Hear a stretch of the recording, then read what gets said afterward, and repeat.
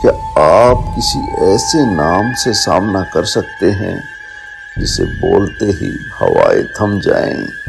क्या आप जानते हैं कुछ आत्माएं मरने के बाद भी कटे हुए सिर ढूंढती रहती हैं? मैंने भी नहीं जाना था जब तक मैं उस रात गांव जीरापुर नहीं पहुंचा।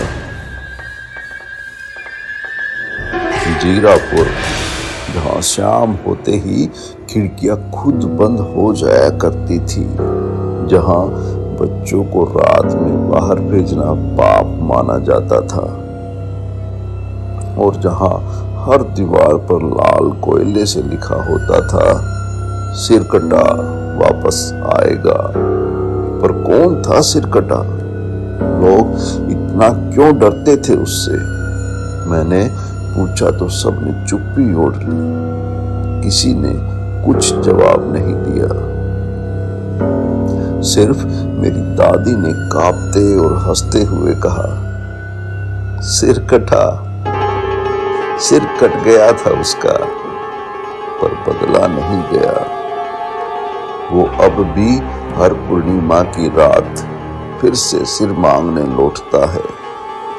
क्या ये कोई अंधविश्वास था?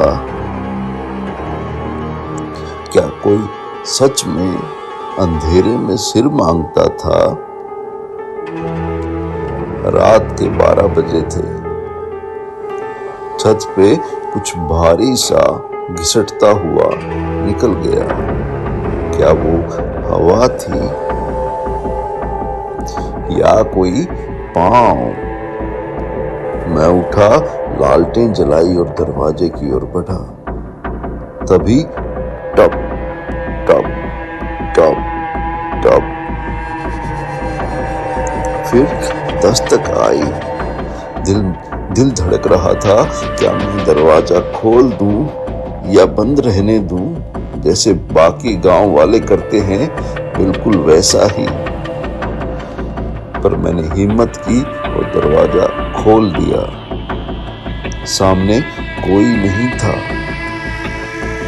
लेकिन जमीन पर गीले खून की 3 बूंदें चमक रही थी। क्या कोई घायल था यहाँ, या ये किसी चीज का संकेत है? सवाल तो बहुत थे। मैंने हिम्मत की और उन बूंदों का पीछा किया। काला अंधेरा और मैं बिल्कुल अकेला। बूंदे मुझे गांव के सबसे पुराने कुएं तक ले गई।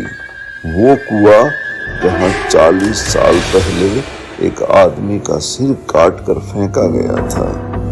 कुएं के किनारे हवाएं चीख रही थी और तभी किसी ने पीछे से मेरे कंधे पर हाथ रख दिया। मैं पलटा, मेरी सांसें रुक गई।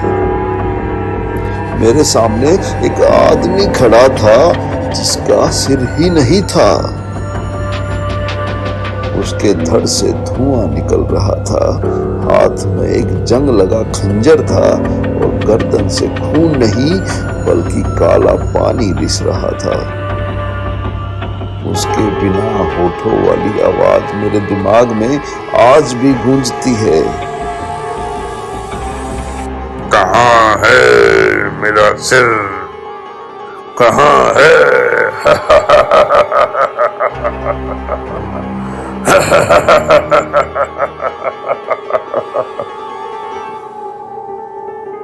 मैं बिल्कुल जम गया, कुछ बोल न पाया। क्या ये वही सिर कटा था?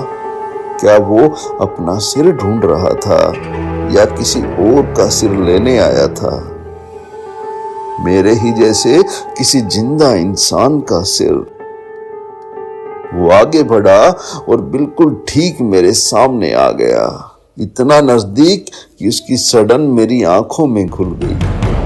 मेरा सिर वापस दे दो। किसी का भी सिर ले आओ, कहीं से भी लेकर आओ। मेरा सिर वापस दे दो।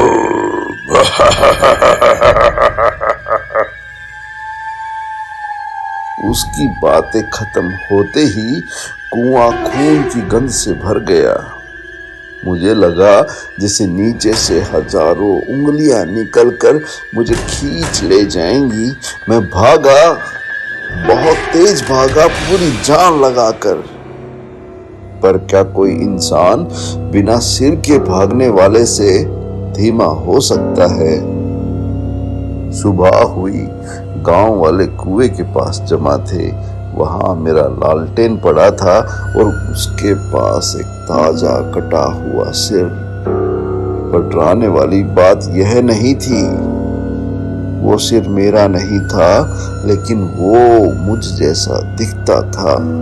वही आंखें, वही चेहरा और वही दिल, सब मेरे जैसा। तो फिर मैं कौन हूं? क्या मैं असली हूं या सिर कटा ने मेरी जगह किसी और को दे दी? और सबसे बड़ा सवाल, अगली पूर्णिमा को सिर कटा किसका सिर लेने आएगा? बस इतनी सी थी ये कहानी। अगर आपको कहानी डरावनी लगी तो कृपया करके चैनल को लाइक कीजिएगा और सब्सक्राइब कीजिएगा और अपना सुझाव देने के लिए कमेंट कीजिएगा। धन्यवाद।